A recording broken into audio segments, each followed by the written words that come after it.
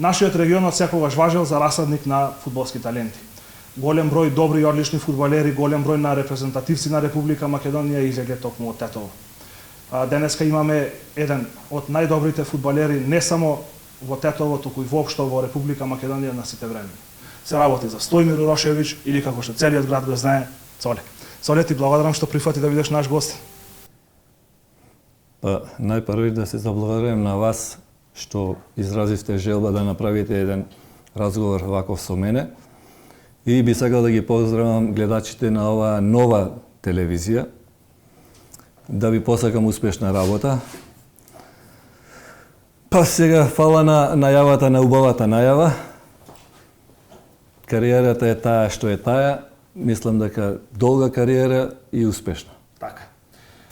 Цоле, пред почетокот на емисијата се договоривме дека нема да се обраќаме официјално ниту со Стојмир, ниту со Урошевиќ, бидејќи цел град те знае Цоле, така да не ни замери некој. На почетокот би сакал да се вратиме на почетокот на твојата кариера. Некаде, можеби 40 на години наназад. Можеби и повеќе, да. Кажи ми, кога прв пат се запознаваш со фудбалот и како се случи да започнеш да тренираш фудбал? Значи, мојот почеток со фудбалот е 74 година. Тоа е, значи, 45 години. Сум сакал да играм фудбал, но не ми било намера да бидам фудбалер. Тоа испадна сосема, мислим, случајно. Во течието, поранешно тече, татко ми беше тогаш директор. И јас како дете сакав да играм тука, имаше доста зеленило паркови и доста често игра фудбал. Еден ден поминувајќи тука Раско Мирчевски, познат наш тетовски тренер, поминуваше и на татко ми му вика, зашто бе детево не го даваш да тренира кај мене? Вика, нека дојде, ако сака. Ја пристанав и од 74-та јас почнувам со прв тренер ми е Раско Мирчевски. Тоа пионерска, младинска, така беше. Немаше како сега што има по 7-8 генерација, беа пионери и младинци. Доста имам научено од Раско. После во младинци почнувам малку и Саре Вучевски ме водеше и последниот период пред да одам во првиот тим, работим со покојниот Шуменковски, една легенда на и тетовскиот и македонскиот фудбал, така да сум имал чест да ме тренираат многу добри и стручни тренери. Така. Можеш да се сетиш кога започна да играш на официјални надпревари за тетес во младинските категории? Во младинските категории, не можем точно да го кажам, значи рачунај некаде 15-16 години, значи тоа е некаде 76-та, 75-та, 6-та. Така. Можеш да се присетиш на некои од тогаш младите дечки што трениравте заедно фудбал?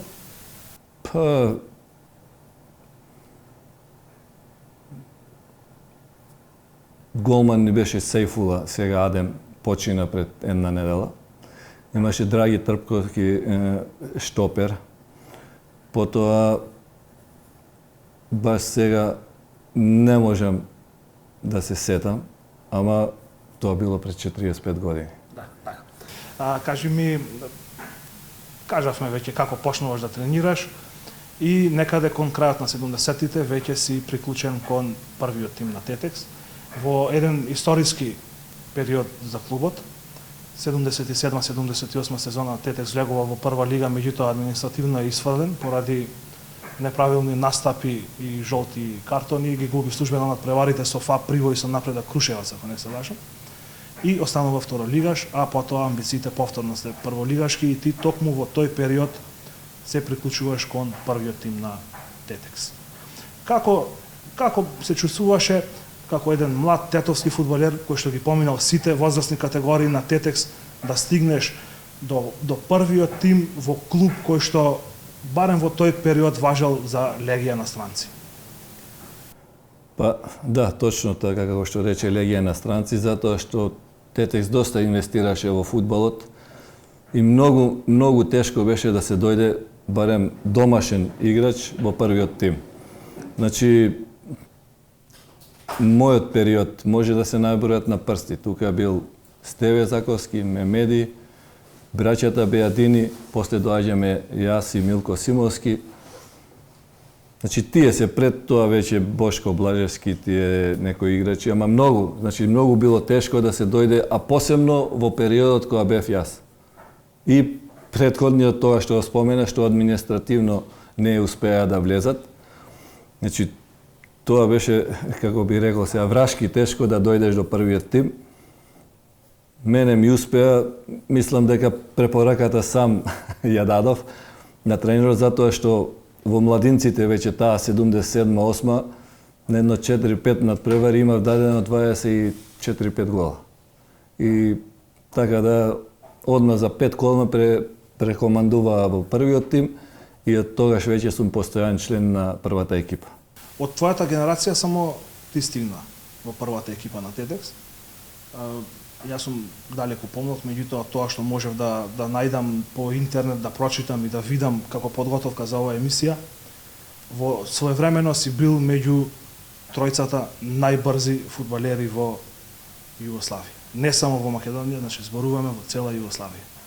Си трчал на 100 метри околу 11 секунди. Што е одличен резултат дури и за атлетичари во македонски услови. Веројатно и тоа било еден вид на препорака за да бидеш прекомандуван во првата екипа на TEDx некаде 78-79 година. После тоа несреќно административно враќање на TEDx во втората лига. Кој ти беше првиот тренер во сениорска конкуренција? Во сениорска конкуренција во TEDx Зоран Чолаковиќ. Он беше во тој убав период на TEDx, еден многу добар стручњак, строг, принципиелен, сакаше работа, сакаше резултати, така да и тука сум имал може среќа затоа што за него беше кој е добар тој ќе игра, кој работи тој ќе игра. Така да а јас ја имав таа среќа, убаво кажа, да бидам единствен од Тетово што успеал да дојде до првиот тим. Тука влегува веќе и Милко Симовски после 6 месеци година. Ама он не е од школата на TEDx, ама е од поднебјето на Тетово, он е од Вратница. Да. Може да се седиш кој ти беше првиот натпревар во сениорска конкуренција? Па да, можем затоа што со Вардар, Скопски Вардар, 2-1 победивме тука на нашиот стадион. Тоа ми е првиот официјален натпревар во втора лига. Тогаш Вардар беше испаднат. Така да тоа е дебито. Подоцна одиш во Вардар, веројатно и тоа било еден вид на препорака. Па сега, има тука 2-3 години се тие што ги играм, што се еден вид на препорака. Значи, мора да се потрудиш за да дојдеш до некоја цел. А мене тоа ми било, не сум сакал да бидам само просек, него сум сакал, ако веќе можам да успеам повеќе. Да. Кога веќе го спомнавме тренерот Чолаковиќ, тоа е човекот кој го водеше TEDx и до историскиот успех, односно пласманот во прва лига во сезоната 80-81. TEDx беше прво втората лига Исток. Дали може да се присетиш на одлучувачкиот надпревар против Галеника Земун? Како не можам, ја бев и актер на тој надпревар. Вака, ние пред тој надпревар една недела бевме во карантин во Јагуновце, во ресторанот, таму во хотелот. Мада ја не бев тука, ја дојдов во петок, имаше аматерска репрезентација на Југославија. Од TEDx имав таа чест да ме повикаат. Ја, од Вардар беа Пепи Георгиевски и Томче Трајановски. Имаше турнир во Грција, така да ја 4-5 дена не бев тука и кога се вратив од Грција, веднаш отидов во карантин. Да. И тоа беше надпревар на живот, на деценија, на што да кажам. Значи, вие знаете, може ти си бил мал, стадионот се наполни во 10:30-11, така са бајле, мислим. А надпреварот беше 5-6 часа пред почетокот на надпревар. Да. И сите живеевме за тој надпревар. Како се подготвувавте за тој надпревар? Дали повеќе на психолошки план, однос или на физички? Пак ќе кажем, не бев тука 4 дена за да можам да кажам дали тренинзите биле потешки, ама мислам дека повеќе беше психички подготовки. Таму отидовме да најдеме еден мир, спокојство, за да можеме она што ќе го се договориме, да го исполниме, и пошто нас ни требаше и нерешено. а на Галенике им требаше само победа. Така и тука бевме у голема предност. И надпреварот е под знак прашалник дали ќе се одигра, бидејќи има премногу публика. Да, премногу, затоа што публиката беше буквално на атлетската стаза. Мислам, не покрај атлетите, таму кај што завршува, ама по правила не сме. Ама толку беше значаен надпреварот, толку беше атмосферата позитивна и тоа го дозволија така да се изигра тој надпревар без никаков проблем. Луѓето седеа кај што седеа, мислам дека околу 15.000 публика имаше. Успеавме да извлечеме тој нерешен резултат, сосема заслужено затоа што Галенике за 90 минути не упати ни еден удар. Кон нашиот гол, а ние имавме и поништен гол и статива, така да... Веројатно долго после надпреварот се прославуваше и пласманот во првата. Значи, течето во тоа време, вратите беа отворени за секој што ќе посака да оди таму да слави. Така. Тетекс конечно во 81-та година, значи ја исполнува амбицијата да се пласира во првата Југословенска лига, меѓутоа сега следно е настапот во Павлија. Доаѓа до промена на тренерското место, доаѓа до неколку промени во составот на Тетекс, се прави екипа што би обезбедила опстанок во лигата, меѓутоа вие сте повторно прво тимец во Тетекс. Па да. Мислам дека голема неправда да се направи во тоа време на тренерот на Зоран Чолаковиќ, затоа што стварно човекот вредеше и успехот беше нормално. Ние фудбалерите сме тука да му помогнеме, ама се знае, тренерот ако не води како што треба, нема да има ни успех. И мислам дека управата тогаш направи голема неправда што не се договори со него донесува стварно познато име, Марко Валок, но, како да речем, човекот беше малку во години, така да не видовме некоја корис од него, плюс тоа што кажа дека донесува некои еминентни имиња, ама тоа беа само имиња. Не го оправда барем тие појачања што дојдоа во тој период во прва лига. Тетекс експресно испаѓа, меѓутоа да се потсетиме малку на надпреварите малку по-конкретно. Во кој коло Тетекс ја забележа првата победа таа сезона? Тетекс ја забележа одма првото домаќинско против Олимпија, второ коло 3-1 кај што сум стрелец на 2 гола, а тренер на Олимпија е Вукаш Вишневац. Ова го кажувам затоа што покасно ќе објаснам зашто кажав, зашто го спомнав, да. Така. Кажи ми како изгледа надпреварите во Тетово сега веќе на стариот градски стадион, кога тука гостува имиња како Црвена ѕвезда, Партизан, Динамо Загреб, Хајдук, Сараево, Олимпија Љубљана, Железничар Сараево и ред други, Риека, Задар. Значи што да кажам, прекрасно чувство, кој не би посакал да игра со такви еминентни клубови, со такви еминентни играчи. Значи, секоја втора недела кога се играше дома, беше празник за Тетово, а посебно за нас играчите. Стадионот на секој надпревар беше преполн, не полн, преполн.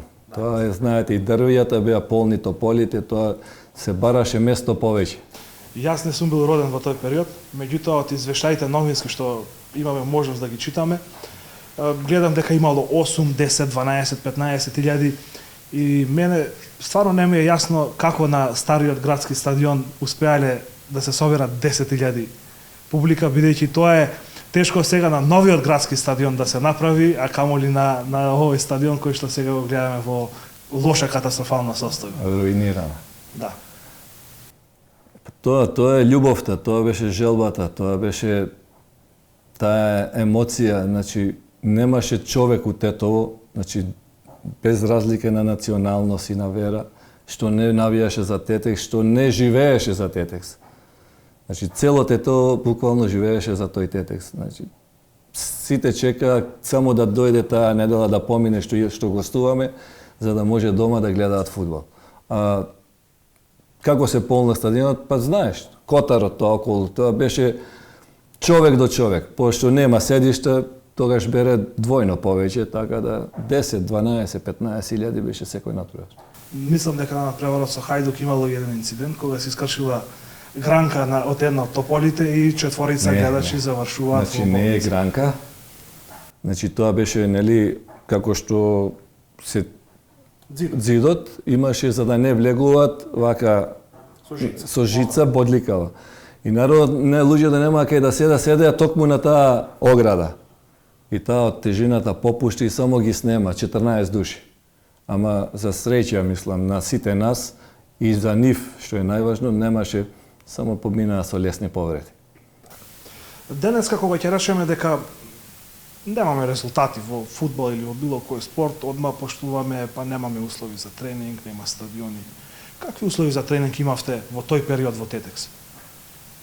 Па можем да кажем дека солидни, подобри од денеска. Мислам, се зборам за Тетекс, а има екипи што имаат услови добри, што си работаат како што треба. Ама за тоа време помошниот терен, сега кај што е главниот, беше стварно носеа бусениот шара, он беше многу добар. Главниот го користевме за тоа што се одржаваше и за тоа што беше еден клуб. Беше љуботен тука, но сепак стварно имавме добри. По селата одевме, така да мислам дека имавме добри услови за работа. Кога го споменавме љуботен, во тој период Тетекс и љуботен не играат првенствени надпревари. Се случува да одиграат по некој пријателски надпревар и имам забележано во тие новински извештаи дека на пријателски надпревари на помошното игралиште во вторник, во среда, помеѓу две првенствени кола се собирали по 5, 6, 7 илјади гледачи. Точно е тоа. Ако знаат дека ќе играме надпревар, тоа е точно. Значи, убаво речете, ние многу ретко сме се среќавале затоа што љуботен секогаш бил еден ранг понизок. Ние сме биле втора лига, Тетекс скоро секогаш, а љуботен бил македонска. И не памтам, ја не сум играл првенствени надпревар со љуботен. Само пријателски. Да. Во таа прва југословенска лига многу ретко се случувало да има две македонски екипи во иста сезона во првата лига. Има случај Вардар и Работнички каде што играат на почетокот на 50-тите и кон крајот пред распадот на Југославија играат Вардар и Пелистер. Меѓутоа 81-82 и Вардар и Тетекс се во првата југословенска лига. Како изгледаат тие дерби надпревари? Ајде да речам под наводници братски надпревари помеѓу Вардар и Тетекс.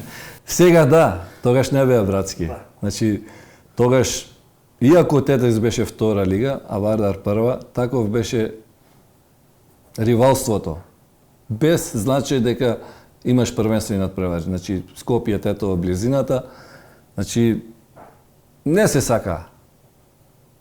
Тетовските навијачи и скопските навијачи, Скопје и Тетово не се сака воопшто. Не е како денес. А посебно кога влеговме и кога требаше да играме тие првенствени надпревари, тоа беше, не знам што да кажам. Значи, тетовската публика повеќе би сакала да отепаме Вардар него било кој друг клуб. Него клуб од големата част. Било кој, да. Така. Веројатно и политичката состојба во тој период каде што сите играчи морало да заминат во Вардар, па најдобрите играчи од Македонија од Вардар морало да одат во Белград и така веројатно имало некој ривалство помеѓу главниот град и внатрешноста на републиката. Тоа е така, ама ќе те поправам, значи не било морале да заминат, него ја од мене ќе тргнам, значи секој бил сон да дојде, ако не може погоре, прва лига да сака да игра. Прво лигаш бил Вардар. Значи не било со сила натурање дека мора да одиш во Вардар, него тоа било желбата на секој играч македонски. Затоа што Вардар е скоро постојан член на првата, а ние сме биле епизодна улога, како споменати Работнички, Пелистер, Тетекс. Тоа све било епизода. И секој сон на млад играч што сака просперитет било прво да почне Вардар, па потоа да оди. И така било. Ти убаво рече, од Вардар после оделе Белград, Сплит, Хајдук. Да, дајде јамо. Пред да преминеме на периодот од Вардар, би сакал да те прашам, може да се сетиш колку голови даде во првата југословенска лига? Кажавме 2 против Олимпија Љубљана, потоа Тетекс? за Тетекс. Се точно баш немам некаде 7-8. За мене како млад играч и како што не сум бил буквално шпиц, било многу добар успех. Барем јас така си го сваќам. Па може би сте били најдобар стрелец во Тетекс таа сезона. Па мислам дека не, ама тука сум бил. Тука Цветковиќ, Аникиќ, не знам точно баш сега да ти кажам кој бил главен. Ама тука сме биле со головите. Немало, затоа што Тетекс бил скоро секој надпревар во подредена улога. Да се браниме и ако дадеш еден или два, тоа било успех. Тетекс 82-та изваѓа прва лига и следува промена на клубската средина. Сега би те прашал зошто Цоли Урошевиќ потпиша за Вардар, а не за Црвена звезда? Сега тоа е сплет на околности. Значи, кога завршуваше првенството, и мене голема чест што една звезда дојде ме покани да бидам дел нивни. Со мојот сега покоен татко заминавме во Белград на разговори кај Џајич. Бевме, разговаравме, се договоривме и само требаше да помине време за да јас отидам во Белград. Но се случува една работа. Татко ми се разболе, лежеше во болница некаде 18-20 дена. И знаете како е, емисариите од Скопје, Зоран Михајлов и Мето Спасовски, тогаш беа као директор и секретар. Буквално дојдоа во кревет. Во болница. Да, во болница, во кревет. И знаете, емоции. Детето е твое, македонче, тука ќе ти биде, блиску е, дете и татко ми една солза вака. И тоа преломи во мене и мислам дека не сум погрешен. Стварно, во Вардар доживеав многу убави работи, затоа што и таа генерација на крај на векот ја прогласија за златна генерација на векот. Да. Така. Значи 82-та година преминуваш во Вардар на многу повисоко ниво. Можам слободно да речам репрезентација на Македонија во тој период. Тука доаѓаат и првите големи резултати, излез во фудбалска Европа. Кажи ми нешто за тој период. Па сега вака. Сега ќе се навратам зашто го спомна Вишњевац. Значи, тие два гола против Олимпија, а Вишњевац, кога доаѓаме ние, тогаш Бобек напушта Вардар, Степан Бобек си замина, го земаат Вишњевац. Да, поради здравствени. И го земаат Вукашев Вишњевац и он со самото доаѓање, он многу сакаше млади играчи. И ме запомнил и он одма тие што ги рачунал, у тие 5-6 души, ме ставили мене, Урошевиќ. Затоа што тоа што го кажа ти за брзината, но обажаваше, значи беше влюбен у брзи играчи и играчи што работаа, што трчаат многу. Така да мислам дека најголемата заслуга што јас заминав во Вардар е негова. Сега покоен, сега пред неколку месеци почина. Да. Така да доаѓам во Вардар, ама пак ќе кажам дека не жалам, затоа што доаѓам во еден Вардар стварно со прекрасни играчи, прекрасни луѓе. Доаѓаме 7-8 млади, кај што добиваме шанса, што многу ретко тренер би се усудил да даде на 7-8 играчи 18, 19, 20, 21 година, да ги гурне сите, зашто тоа е голем ризик, да се разбереме. 2-3 кола, 5 кола немаш успех, си заминуваш. Си заминуваш. И ако си замине тој тренер, значи и ние сме... Може пак ќе успееме, ама тоа беше, мислам, Вишњевац беше главниот двигател што ние, ти убаво кажа, после заминала играчи во Звезда, во Хајдук. Значи сите тие деца станаа играчи. Со Вардар излегувате и во купот на УЕФА. Колку е тешко во една таква прва југословенска лига да се избори пласман во фудбалска Европа? Тешко е сега да се избори, каде што има 5-6 републики, а не пак тогаш во една таква силна југословенска лига. Па се, тоа би претешко било. Посебно за еден клуб Вардар, кој 99% се ослањал на домашни играчи. А знаеме не дека немало квалитет, ама една Звезда, еден Партизан, еден Хајдук, еден Динамо, еден Желјо, еден Сараево. Велеш, што уште кој да, Параднички Ниш, па, значи, све име до име, клуб до клуб. И кога ќе ги погледнете играчите во тоа време што играле, сега да отворите ќе викате леле, па овој беше тој, овој беше легенда, овој беше. Значи било многу тешко за да дојдеш до успех за погорно место, а камоли да дојдеш успех да изиграш во Европа. За среќа, ете, таа генерација што кажав дека не жалам сега што сум бил во таа генерација, затоа што имало и претходно успех Вардар, играл финале куп на Југославија, така да. Ама мислам главните успеси главни се тие од 82 до 88. Вардар би имал освоено куп на Југославија во 60-тите. Да.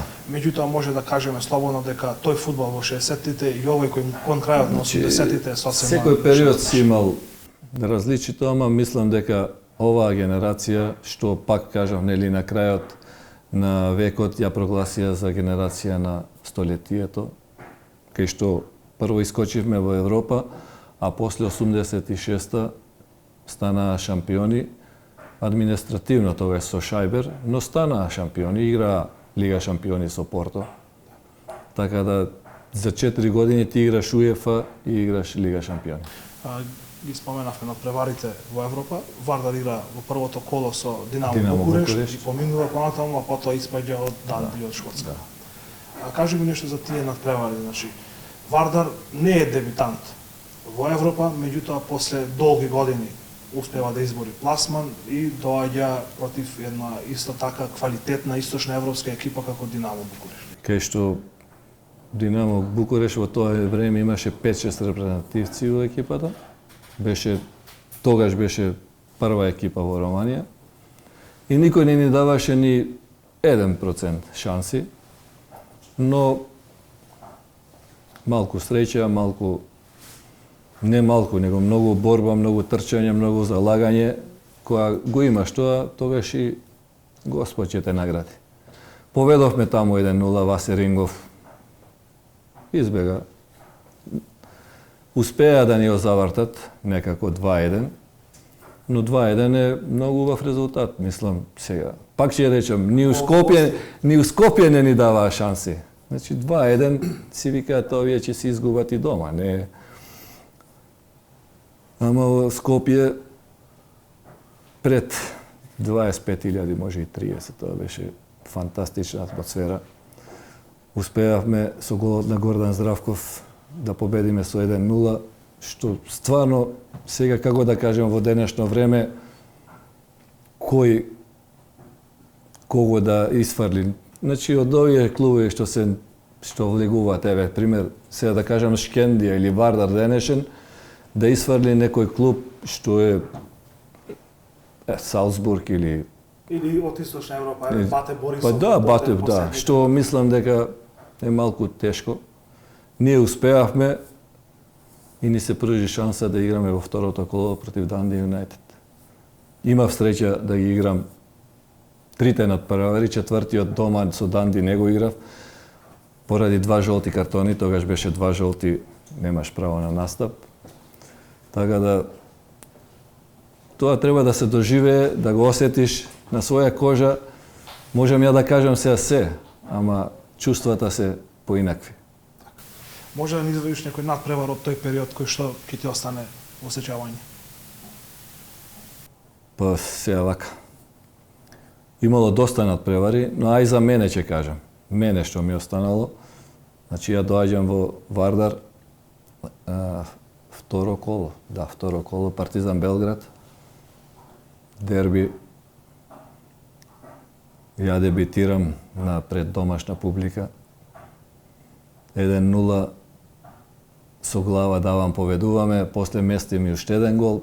Над мене црвен картон, Јешич прави втор жолт, 5-0 победуваме. Тоа и уште еден одма после тоа, трето коло, значи тоа е што после се е полесно. Трето коло одиме во Сплит со Хајдук, 1-3, кај што двоен стрелец сум, третиот гол Борче Мицевски, победуваме 3-1 и од тогаш веќе кариерата само си тргна во наводна лига. Вардар 86-та и односно 86-87 сезона ја освојува титулата по Шајбер, која што после веќе кажувавме му административно одземена, меѓутоа ти во 86-та година на зима загинуваш. Не сум учесник ја во тој успех. Половишна си со една полусезона учествуваш. Не сум учесник воопшто во таа шампионска. Јас одим летото, не напуштам, некој не можевме да се договориме со управата. Заминувам во Приштина. Таму потпишувам 2-годишен договор, ама плюс тоа време мораше до 27 години војниот рок да го отслужиш, тоа беше така. Мене ми се падна, значи една година играв, втората година бев во војска, третата година пак играв. Првата година игравме во прва лига, додека бев ја во војска ја Приштина испадна, после играв во втора лига, и после полека не беа баш така работите и се одлучив да се вратим повторно во Вардар. Да, 89-та се враќате во Вардар ме бараше. Да. Сметаш дека после Вардар во 86-та година можеше да направиш поголем трансфер од Приштина? Па може и можело, сега пак ќе кажам, тоа е се, напоменав на почеток дека и со Звезда, тоа е се судбина, што би рекол. Може и можело, ама пак ќе кажам дека за скоро 20 годишна кариера не желам за ништо. Може да кажам дека можело овака, можело така, можело. Веројатно можело, ама не сакам да се навраќам и да жалам за нешто што стварно кариерата ми поминала фантастично. 89-та се враќате во Вардар, пред распадот на Југославија, сте учесник и во првата сезона во Независна Македонија, кога Вардар го освојува купот против Пелистер 1-0 и станува шампион без ниту еден пораз со гол разлика од плюс 100 и кусур.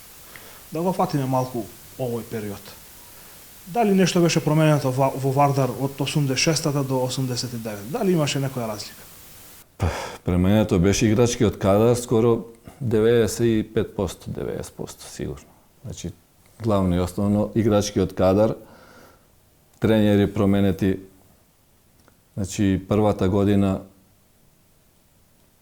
испаднавме во втора лига, немаше квалитет, тоа е тоа. Спортот, фудбалот е тоа. Мораш да се помириш, испаднавме, игравме после следната, во прва лига беше Дончевски, после во втора лига дојде Кирил Дојчиновски, една легенда на југословенскиот, на Вардар и на Звезда, кај што направивме добар успех, имавме предност на полусезона околу 4-5 бода, но зашто и како тоа не е мое, јас сум бил играч, управата реши да го смени, го донесува Џоко Хаџиевски за втората полусезона. Сега и тука има многу интересна работа со Џоко. Пошто ја веќе бев 29-30 години, 31 така. И бевме во поречна припреми. И сега ме повика на разговор, вика Цоле вака и вака, вика ја мислам, сакам да правам млада екипа, не дека те бркам, но нема да рачунам на почетокот на тебе.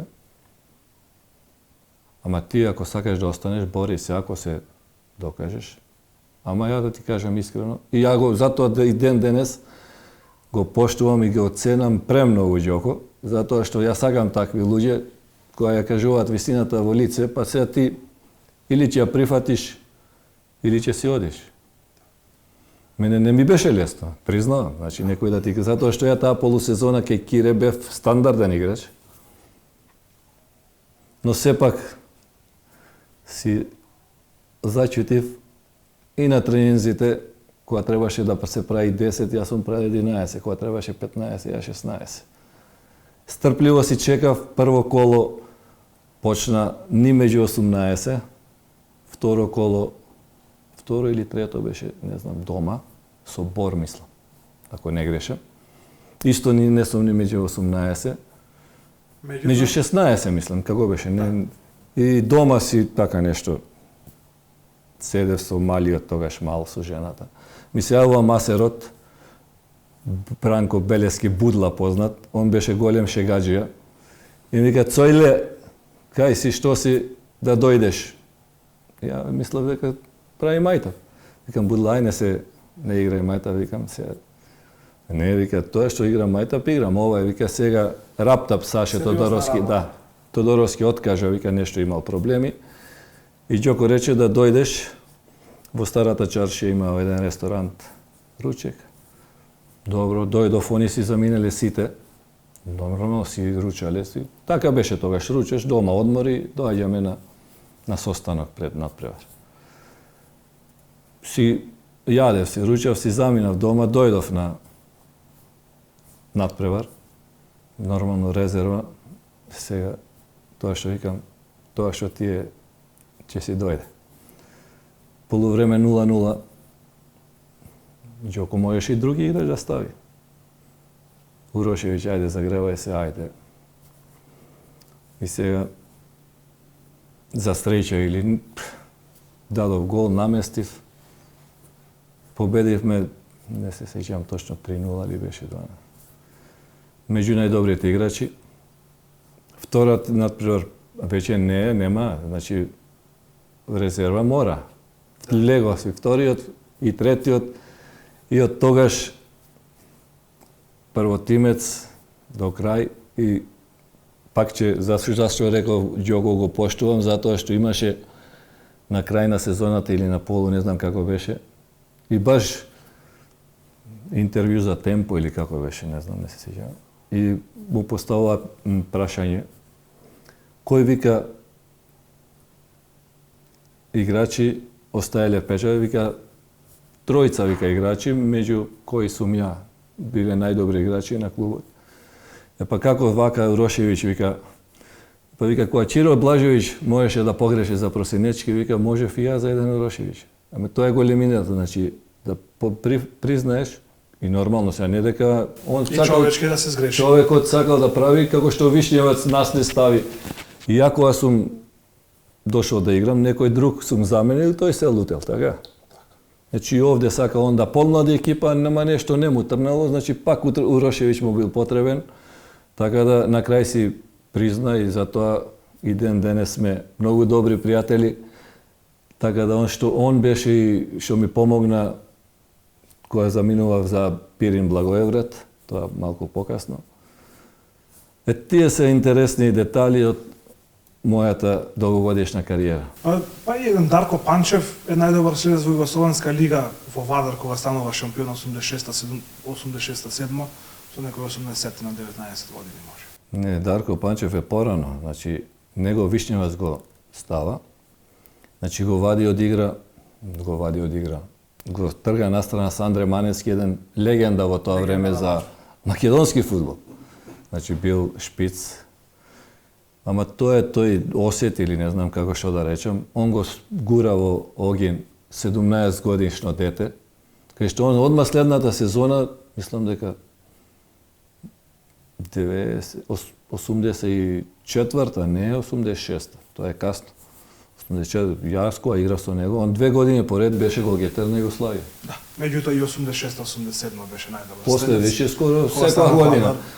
Шампион. После скоро секоја година беше. Кога отиде под Звезда. Па и златна копачка, потоа и европски светски шампиони се. Пред да преминеме на интернационалната кариера, сакам малку да разговараме за репрезентацијата. Кажа дека имаше повик за аматерската репрезентација на Југославија, меѓутоа во првите години од независна Македонија имаш повик и на неколку неофицијални надпревари за македонската репрезентација. На почетокот селектор е Ѓоко Хаџиевски, потоа е Андон Дончевски. Кажи ми нешто за тој период. Какво беше чувството веќе искусен играч да го облечеш дресот на една нова, млада, независна држава Република Македонија? Па сега надпреварите беа неофицијални, како што кажат, но сепак е убаво чувството. Некој да те повика, па макар и на пријателски надпревар. 2 надпревари имам одиграно, така пријателски. После тоа, зашто сепак ја бев веќе 32-33 години и успех беше и тоа што ме повикаа за тие 2 надпревари. после тоа си дојдоа тренери, други си правеа помлади играчи, селекција. Имаше стварно добри играчи тогаш, нели Панчев, Најдовски, Станојковиќ, Канатларовски, стварно им Чедомир Јаневски. Имаше, па помлади Бошковски, стварно имаше играчи добри. А во Југославија само играше за аматерската репрезентација или имаше и други настави? Не, само за аматерската, тоа во Грција како што споменав, и таму нормално имаше стварно добри играчи.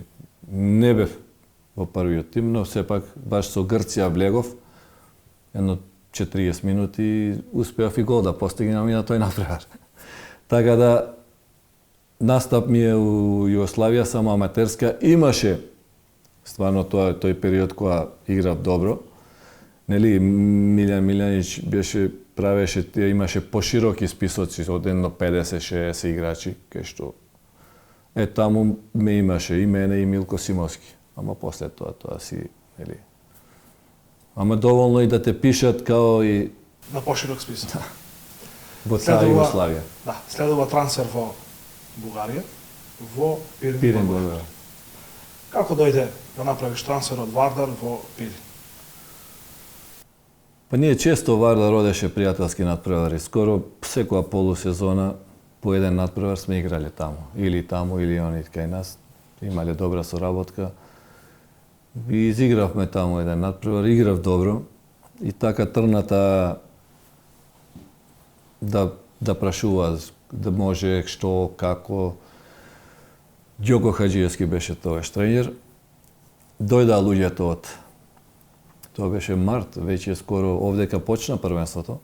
Таму почнуваше. Значи ја дојдов во четврток во петок во Благоевград, у сабота недела починеше првенството. Дојдоа луѓето од Благоевград. Ѓоко беше со мене, као да ми помогне, фала му и на тоа. Се договоривме и заминав за Бугарија. Тоа е 93-та март месец. Во еден клуб, не може многу звучен у Бугарија, ама клуб кај што вадел расадник на играчи за репрезентација на Бугарија. Значи стварно расадник. Значи и тој што го викаа дух македонски, пирински. Деца со многу борба, со многу трчање, знаење, значи многу репрезентативци има од тој дел, многу. Од Благоевград потекнува и Бербатов, а вие имавте можност да играте со неговиот татко. Така. Значи Димитар Бербатов, ја кога сум бил, може и не знам колку години имал, ама имав чест да играм со неговиот татко, што сосема супротност. Значи нема ништо, татко му играше центар халф, многу оштар. Или штопер понај. Штопер, да. Центар халф у тоа време, сега штопер, нови. Централен дефанзивен играч. Централен дефанзивен, ама денеска мислам дека на секој втор трет надпревар би имал црвен картон. Кај што има сега поише камери. Многу оштар играч, многу борбен, ама многу добар човек во приватен живот. Ама на терен не познава никој. Добро, имаше и приказки дека Димитар Бербатов бил понуден и на Вардар, меѓутоа Не е приказка, не е приказка, тоа е вистина. Ево имаме можност Значи да тоа е жива вистина. Вистината околу Значи тоа. он бил и у Вардар на проба. Тоа е вистина жива, не е тоа приказка. И таму не знам кој у Вардар одлучил дека е неталентиран. Да. И го пуштиле и после гледаме Димитар Бербатов кај Игра за Манчестер Юнајтед. се дешаваат тие работи. Нели Чиро Балажевиќ изјави ако Просенечки стане фудбалер, ја ќе искинам дипломата. Просенечки стана... Ама не ја искина диплома. Ама не ја искинам. Тоа сакам да кажем. Значи, се дешаваат такви проценки грешни. Тоа е тоа. Да. Во Бугарија сте вистинска звезда. Постигнувате голови, освојувате многу индивидуални признанија, награди, така. Да. И има и еден интересен направ во 94-та година. Значи, во Пловдив. Сега, еве почнав малку да се ежам. Значи, убаво кажа, не дека Вардар, Тетекс не сум поминал добро, значи и тука сум имал фантастична Ама во Бугарија што го имам доживеано, да ми извинат, тука не. Значи, а знаете како е странец, кога одиш во странство, он ти вика, ако ти си исти со мојот, со помлад играч, ќе си игра он. Значи, ние сме те земале, ем да играш, ем младите да учат од тебе. Мислам, многу исправно. Да бидеш најмалку 2 класи. Многу исправно за мене. Значи, зашто да дава пари за мене, кога ќе игра дете нивно. Така да, како што кажа ти, секоја полусезона, секоја година, секоја само успеси ми носеше. Првата полусезона, што се вика март, нели дојдов, не сум изиграл у декември, бев најдобар фудбалер прогласен на Пирин. Втор спортиста на Благоевград. После доаѓа таа 94-та. Повторно многу добри игри, ама имав среќа, да бидам искрен, значи имав среќа да попаднам како што попаднав во Вардар, кај многу добра генерација. Мислам дека и во Пирин попаднав во една од најдобрите генерации во историја на Пирин. Тоа сите го кажуваат.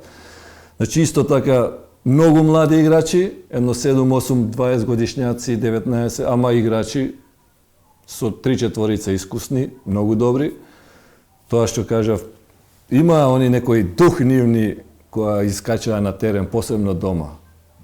Значи нема, таму се, како што играат овие шкотите, до последен атом на сила. Така беа, значи така беа задоени, така игра, а плюс си го поседуваа и квалитетот, така да и со без нивна помош не можев и ја ова да го постигнам. И како што кажа ти, таа 94-та, повторно голем успех. Имаше, значи, нели, оценките се собираат и просек.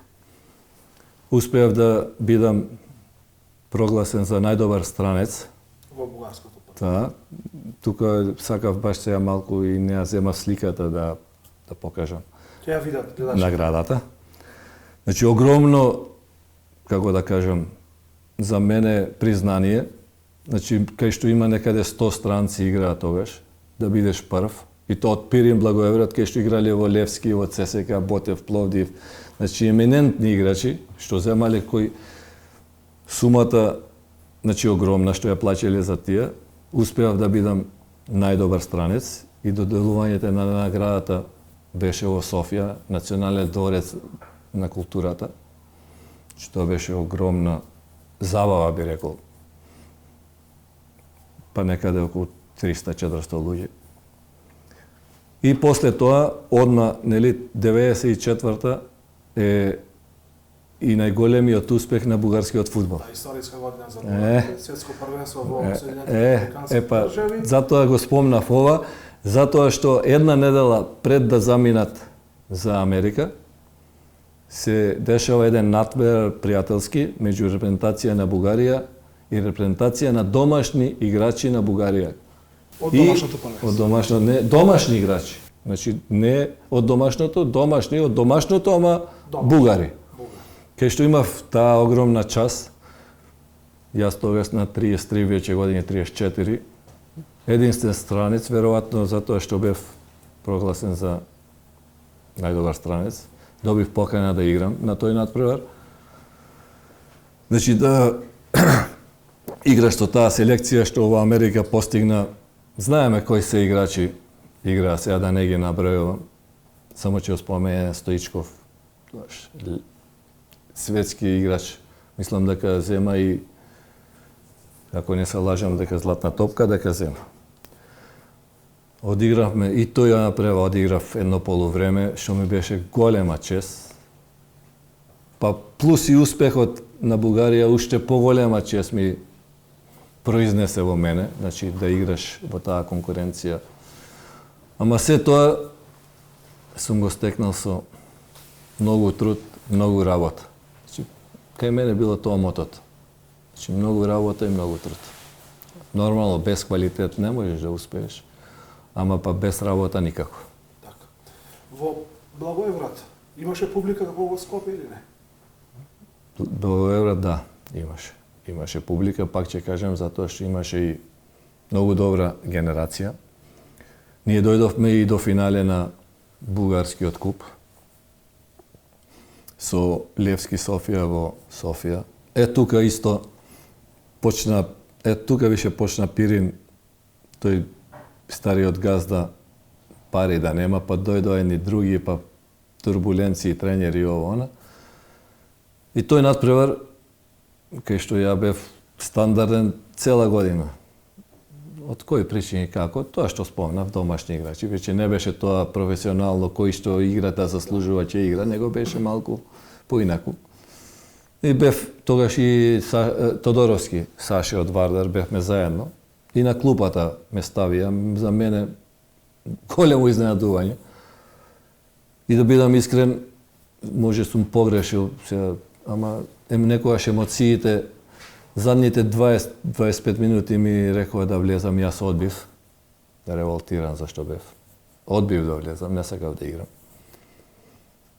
И после тоа се покажа дека заврши првенството, се растури, немаше пари, немаше, и после доаѓа еден уште друга епизода за минувањето во Кюстендил. Така. Потоа следува трансфер во Велбаш во Кюстендил, каде што се дели уште од една златна генерација на овој клуб, каде што после долги години во втората бугарска лига, клубот успева да се пласира во првата лига. Кажи ми нешто за овој период. Како поминаа тие 2 сезони во Кюстендил? Сега вака, ќе кажем прво како дојдов да бидам во Кюстендил. Значи, што беше техничкиот директор на Пирин, Петар Петров, еден прекрасен човек, пешката, и многу разбираше од фудбал. Го земаа за директор таму, пошто Пирин беше во многу лоша состојба. Го зема добар спонзор во Кюстендил, Валери Ненов, многу пари даде, и го зема директор него. И прво што му кажал на газдата, Урошевиќ. И мислам дека немаше, за 5 минути се договоривме, заминав, убаво кажа ти клуб, кој што мислам дека како што така таму пренесува, после 48 години станува прволигаш, стварно направи еден страшен тим со све прволигашки бугарски играчи. Имаше и еден, заедно што бевме во Пирин Благоевград, киргистанец, Нимат Закиров, штопер, централен дефанзивен. Да. Многу добар играч, фантастичен. И он него го зема заедно со мене.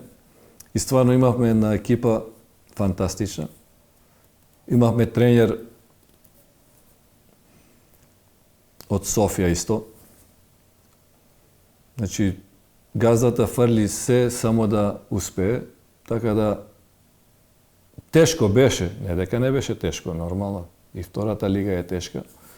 Успеавме кај што повторно успеси. Бев голгетер на лигата, на втора лига со 18 голови. Како везњак и тоа не играв. И заслужено влеговме. Го паметам тој последен надпревар, тоа беше фешта. Цистерна цела со пиво на стадион. И не знам колку тони месо имаше. Тоа беше стварно многу убаво доживување. Радост за кюстендилската публика.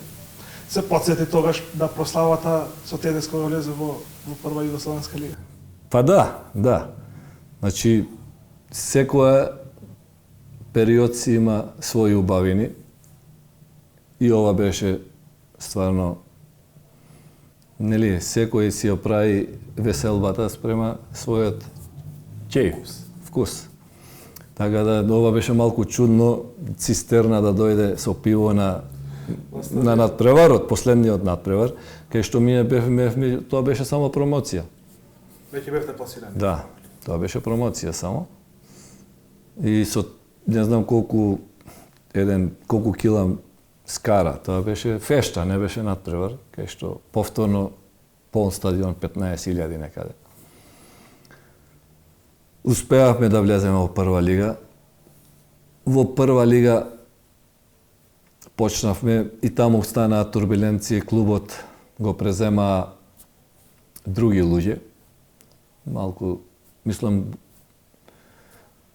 беше стабилен, ама после тоа го зема и клубот. После тоа, тикога малку покасно, прво се бевме Велбош, па Левски, и после луѓето што беа го пренесува клубот Локомотив Пловдив. Значи, Локомотив беше испаднат, они овој клуб си го зема, си го однесеа во... Ама ја во прва лига, значи имав мало потешка повреда, едно 6 месеци не можев да играм. Немав многу настапи. Во прва полусезоната имав, после не можев едноставно. И немаше некоја веќе атмосфера во клубот. А и ја веќе годините 34-5. Значи ти да играш на 34 години и тоа во странство е Прва бугарска лига. голем успех. И завршува тој период, повторно добивам повик од Пирин Благоевград, кај што малку се посредија работите. Беа второлигаши, сакаа да се вратат пак.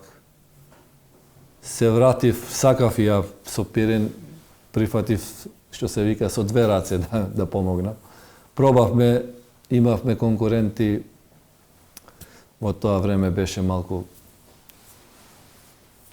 проблематично со бодови, со утакмици, со ово. Пирин го немаше тој, Јоан го немаше. Нечесни игри. А Пирин ја немаше таа сила, ние игравме поише на квалитет.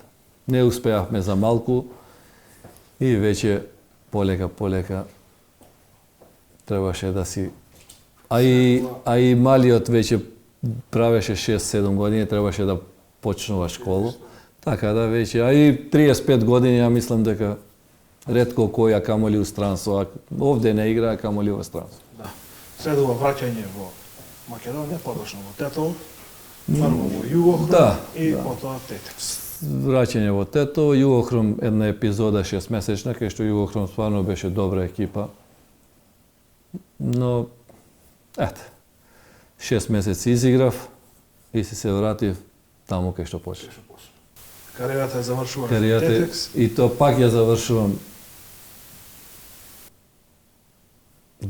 Бев втор голгетер со 38 години некаде.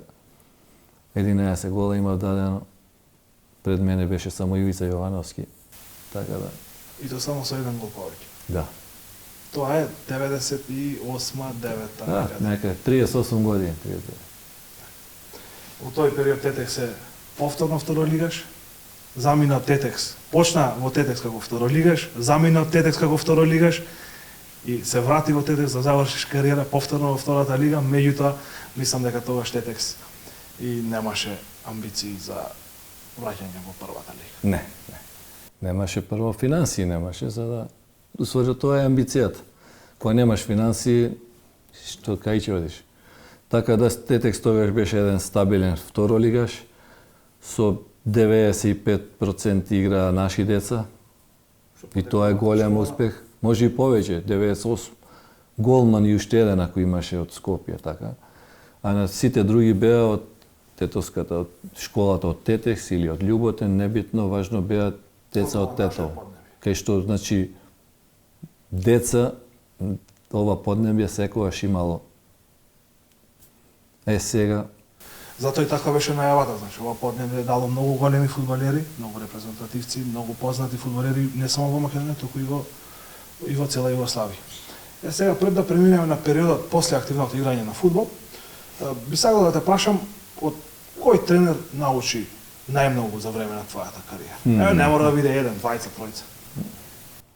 Не, мислам дека тренери, значи сум поминал стварно елита на тренери. Од Чолаковиќ, Од Чолак, Валок, Вишњевац, покојни Илија Димовски, па после во Приштина Ѓорич, Живадиновиќ, Музуровиќ.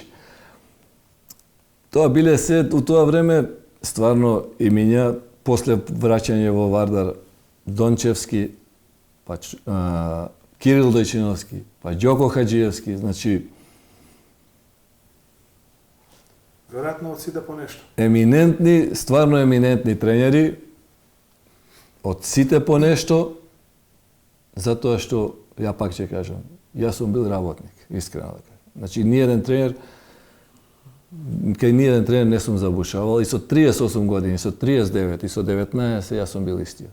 Значи, мене не ми пречело тренер, дали вака, што ќе постави, ама пак ќе кажам, значи, тренер што мене ми ја, сега, пак ќе кажам, кариерата ми ја трасирал, искрено, покојни Вукаш Вишњевец. Не можам да лажам. Затоа што доаѓаш у еден Вардар, гигант на македонскиот фудбал, и како млад играч 20 годишњак, 21, да те гурне некој така брзо и да ти даде шанса, тоа е за почит. После тоа сум учил, пак ќе кажам, во Приштина, Живатиновиќ, Ѓорич, кај што Ѓорич знаеме, сега беше директор на сите селекции, да. Не знам дали е уште. Живатиновиќ беше исто толку клубови. Музуровиќ, еден босански тренер од Босна. Фантастичен човек. Значи, човек, а и стручњак. Значи, многу различни стилови, многу различни карактери. Сум поминал се од до. И од секој сум имал да научим по нешто. Ето, го спомнав, нели, и Ѓоко Хаџиевски. Значи, иако, сега у наводници, да кажам, ми направил неправда, Стварно не ми направил неправда, он поштено наступил кон мене, зашто е многу полошо некој да те тапка по рамо и да ти рече, ти си супер, ти си ова, а не играш. А вака знаеш ти со што си и на што си. И што треба да правиш ако сакаш да успееш. Значи, ја тоа сум го поштувал, ете го издвоиш и Ѓоко. Кире Дојчиновски исто еден работник, фанатик. Значи, фанатик, он беше кај него сум, може да кажам дека сум се заморил. Значи беше, се мисли што тренингот завршува, ај уште ова, ама фантастичен човек, личност, играч, кариера, мислам дека. И пак би рекол, значи од сите имам, ето од Чолак бил исто. Значи, у секој клуб сум учил по нешто, па и у Бугарија исто. Со многу тренери добри, еминентни, сега, пошто овде не се познати на оваа јавност, да не ги спомнувам, ама еминентни тренери. Так. Споменавме на почетокот дека своевремено важеше за еден од најбрзите фудбалери во Југославија. Имав можност да видам два погодоци твои денеска против Црвена звезда, тоа е во периодот меѓу 82 и 86, не сум сигурен за годината. Не, ќе те поправам. Да. Двата гола се од контранапад. Као снимка, као еден гол да е. Значи двата се исти. Copy-paste. Да, copy-paste. Сега, за да се даде таков гол, треба и екипата да биде воиграна, меѓутоа треба да има и добар везак што ќе даде таква топка, длабинска топка. Од кој играч добивавте најдобри топки за да давате голови за да истрчате контра? Имаше, стварно Вардар имаше и Пепи Ѓорѓиевски, и Тони Савески, Кочо Димитровски. Значи имало плејада кај што од секој си може, од Васе Рингов, значи Борче Мицевски, Чифте. Значи сите биле фантастични, од секој си можел да очекуваш. А малку посуптени биле Борче Мицевски и Тони Савески, така со помека топка, а иначе сите биле фантастични играчи. На кој голман ги беше најтешко да му дадете гол? На секој, додека не му дадеш. Кога ќе му дадеш, се е добро. Значи, мислам, тоа е малку прашање. Значи, се додека не дадеш, голманите се добри, кога ќе дадеш. Немавте, значи, голман што би бил ноќен кошмар? Па не. А и има една друга работа што мене ми представува големо задоволство. Сум стрелец на сите, на големата четворка, на сите имам дадено погодици. И на Динамо, и на Хајдук, и на Партизан, и на Звезда. Значи, ипак и тоа е у кариера да дадеш на такви великани. За мене ми представува големо задоволство. Имате статистика колку голови имате постигнато во кариерата? Па баш нема, ама некаде ако цело околу 70 на 80 може и до 100. Еве, Тетекс, ово, она. Бугарија 18, 7, 10, значи некаде 70 така би требало да се. Ама головите се дел на фудбалот.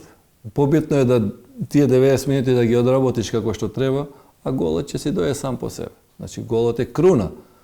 Ама некогаш па и задоволството од самата игра која ќе изиграш како што треба те прави посреќен од некој гол што си го дал така на среќа. Веќе кажавме, кариерата ја завршувате 98-99 некаде прилика. Што после активното играње на фудбал? Што работеше Цоли Урошевиќ после тоа? Па после тоа чекав прилика да се вклучам во фудбалот затоа што сакам стварно да работам во фудбалот. И имав една сезона во Љуботен како шеф. Тогаш стварно беше фудбалот на многу повисоко ниво. Љуботен беше многу добра екипа. Една сезона, ама без финанси тешко одеше, така да си напуштив. После тоа почнав да работам со млади категории во Тетекс. Ми се погоди една прекрасна генерација, кадетска нормално. Почнавме као пионери, после се надоврза кадетска пионери беа, после си дојдоа уште некои и се склопи еден фантастичен тим, кај што во таа кадетска конкуренција во таа Суперлига македонска, кај што стварно имаше Вардар, Пелистер, Ѓорче, Шкендија, Работнички, Слога, значи фантастични екипи, а Тетекс како Тетекс нормално не рачунаа за просечни, но стварно генерација една фантастична. Со моја помош, малу јас сум, како што сум бил како играч, така се постави како тренер, сакав работа, сакав труд, сакав залагање. Таков ми бил принципот. И со децата успеавме да огромен успех, значи да станеш првак на таа Суперлига, стварно треба знаење, малку и среќа нормално. Ама среќата ги прати храбрите. Така да освоивме и после 4, 5, 6 години се покажа дека стварно таа генерација вредела, затоа што од таа генерација денеска имаме двајца репрезентативци на Република Македонија. Тоа се Екзон Бейтулај и Кристијан Тошевски. Што е за мене уште едно големо, огромно задоволство да им бидеш тренер на тие деца, предводници на таа генерација. У таа генерација имаше уште деца, но сепак знае, не може сите да станат. Да, сите станат во силинска конкуренција. Така да, но сепак ти од таа генерација двајца од Тетекс да искочат сега сениорски репрезентативци, мислам дека е огромен успех. Ама мислам дека со двајца такви одбранбени играчи лесно било да се стане шампион на Македонија. Па, ја нели ги реков, значи фантастична генерација, не би рекол, имаше може у тој период за мене едно-две деца што мислам дека да продолжија да игра, ќе го достигнеа исто нивото на овие двајца, но сепак убаво рече со такви играчи во одбрана и таков ни беше и стилот, да ти кажам искрено. Значи ја така си ја сакав стилот, да не изгубам. И така беше, ќе си дајам еден гол, не може гол да ни дадат. Контра знаеше да им покажеш како да изиграат. И тоа, ќе дајам еден гол и после више автобусот, што би рекол за Моринјо, автобусот. Ама кога имаш така квалитетни деца, а покрај нив имаше уште стварно, не може они двајца, со двајца не може да се. Значи, они беа лидерите, а покрај нив уште 5, 6, 7 имаше стварно деца што сплет на околности, кој трнал на едно, кој на друго, кој на трето, така да. Ама пак ќе кажам, значи огромен успех од таа генерација да ти искочат двајца репрезентативци. Значи не било случајно тоа прво место. Значи тоа се покажува денеска дека не било случајно. Значи стварно децата вределе.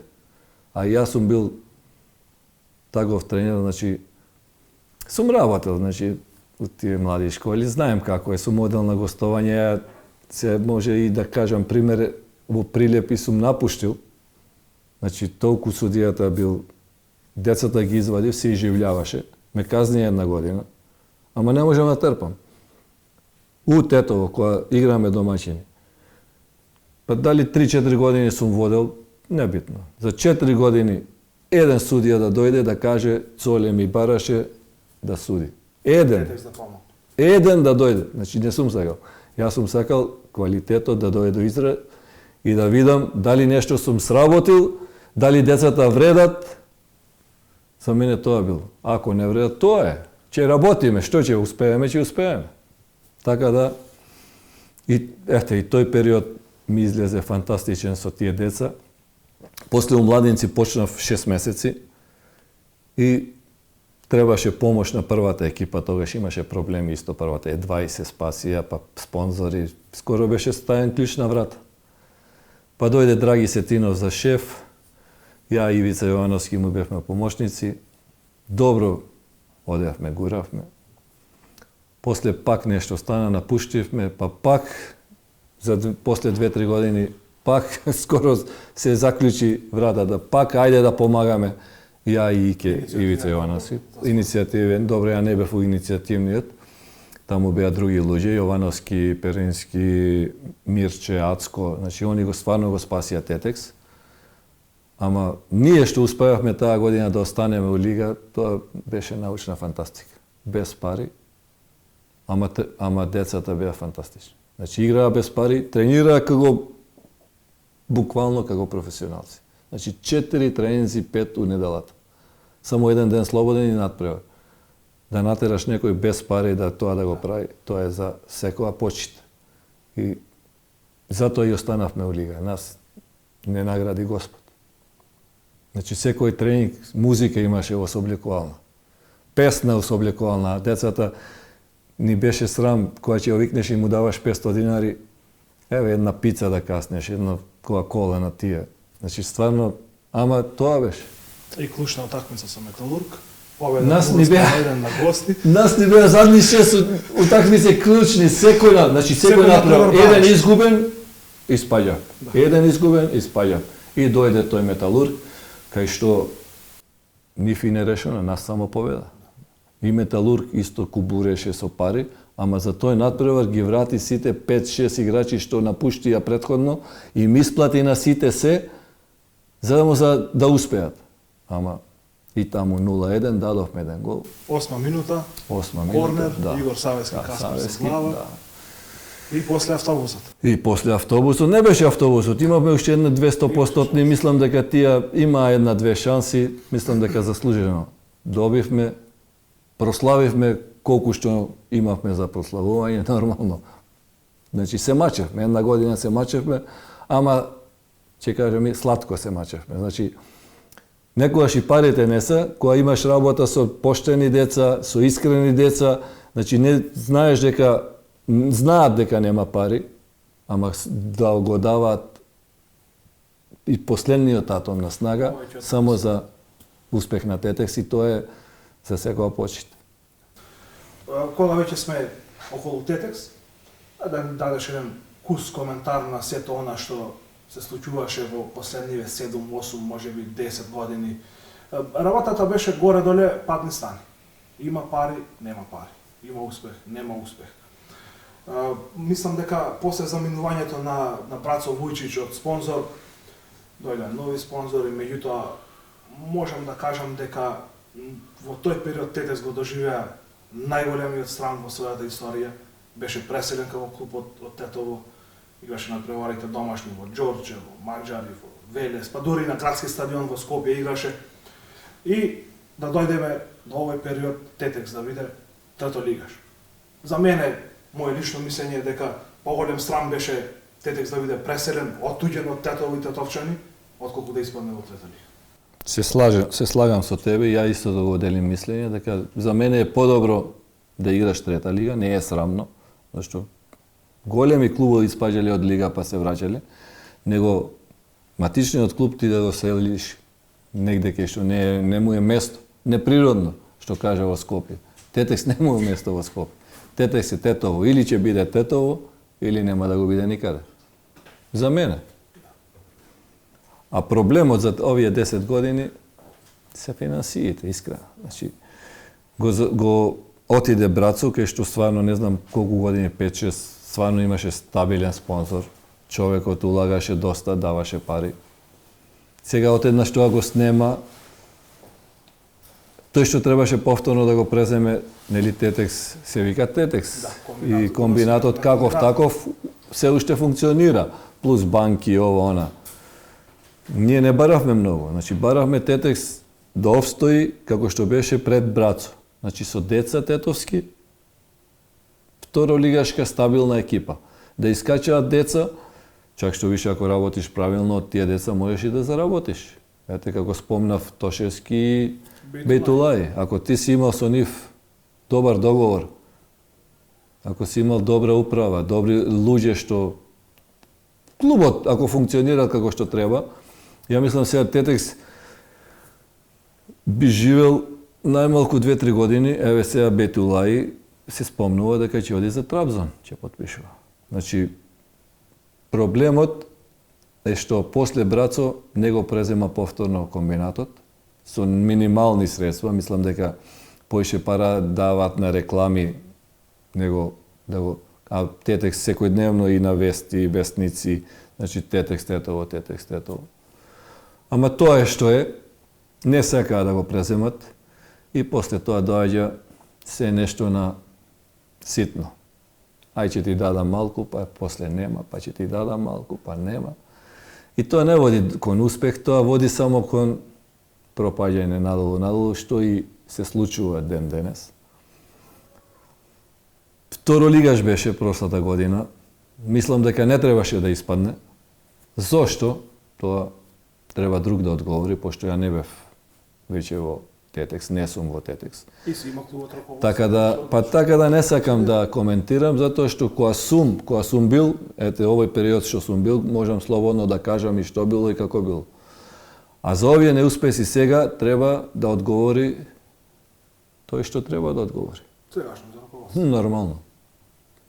Значи, таму треба тие да кажат зошто Тетекс испаднал, зошто Тетекс сега и трета лига, кај што слушам, ја пак не знам, доста пари се даваат, се носат играчи од Скопје, се носат тренери од Скопје, кај што за мене трета лига некој да зема 500 евра, 600 е научна фантастика. Искрен сум ја, не сега дека...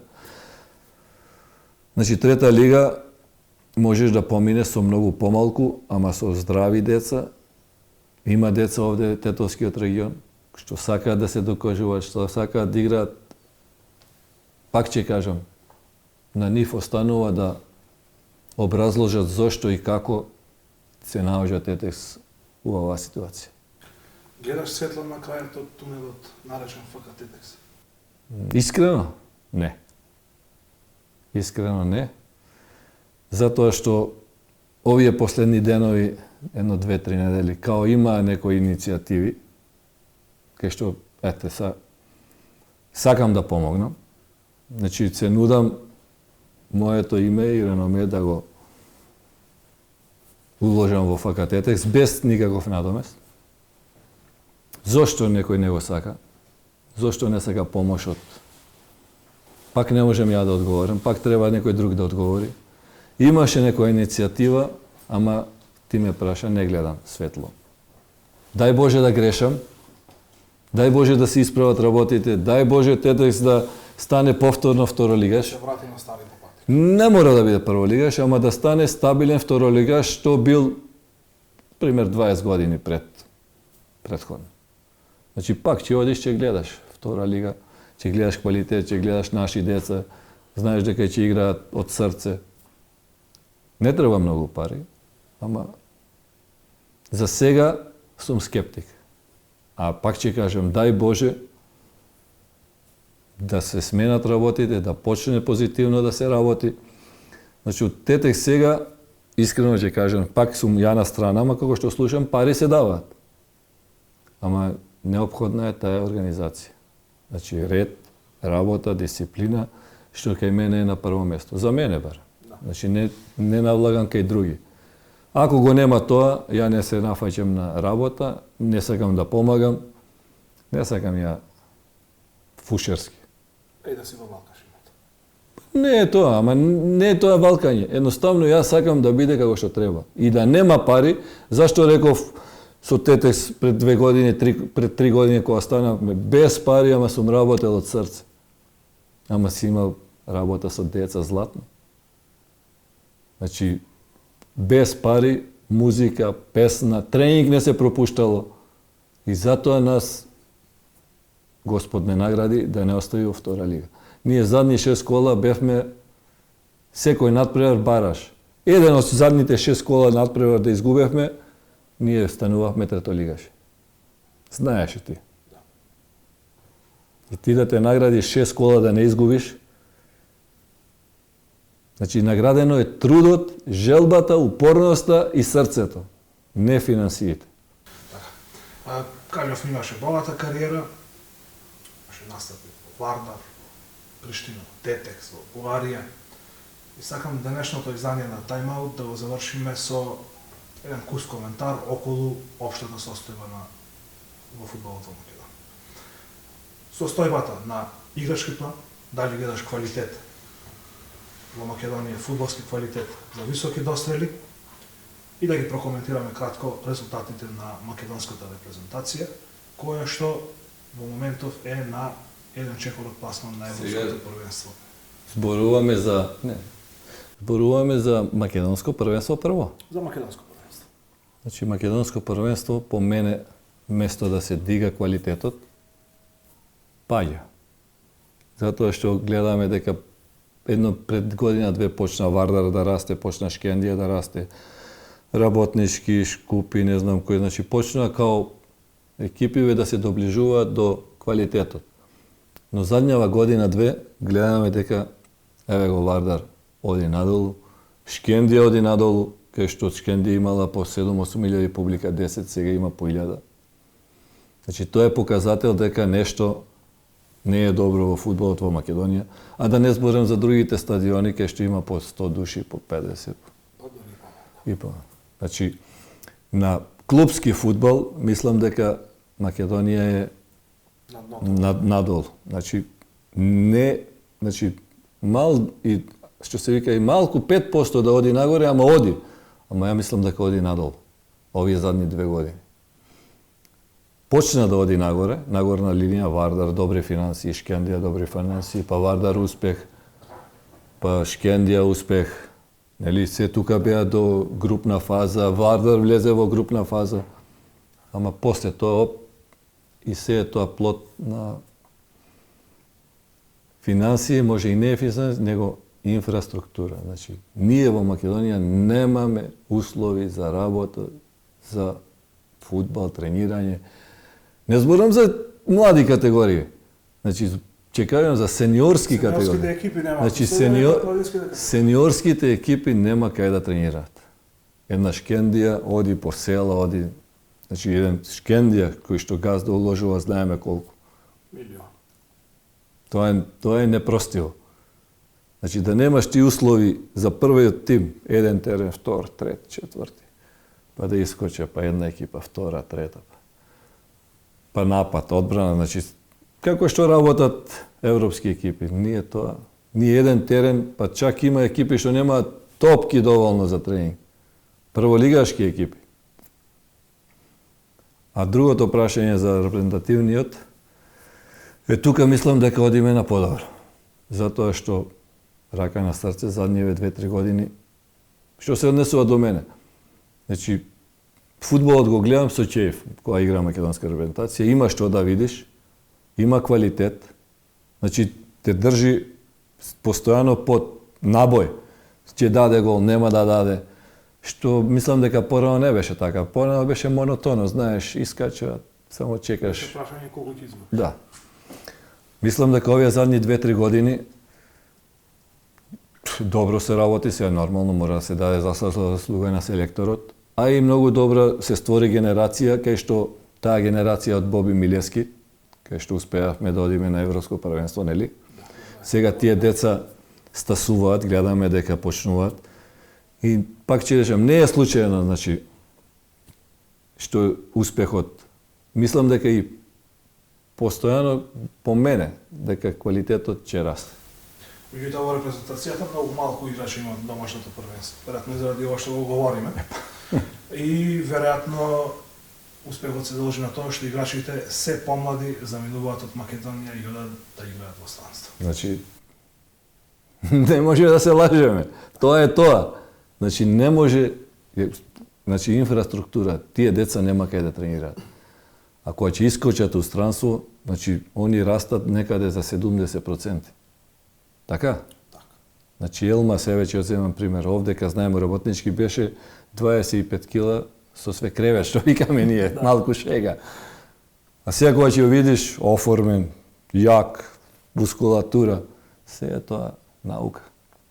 Покрај квалитетот, нормално, ти прво мораш да имаш талент, квалитет, за да они да уложат у тебе. И не е случајно што сите играат на страна. Значи, домашен играч што нема ориентација. Не е случај. Немаме домашен фудбал, немаме квалитет. Значи, сега кој што како сака нека го свати. Таа е реалност.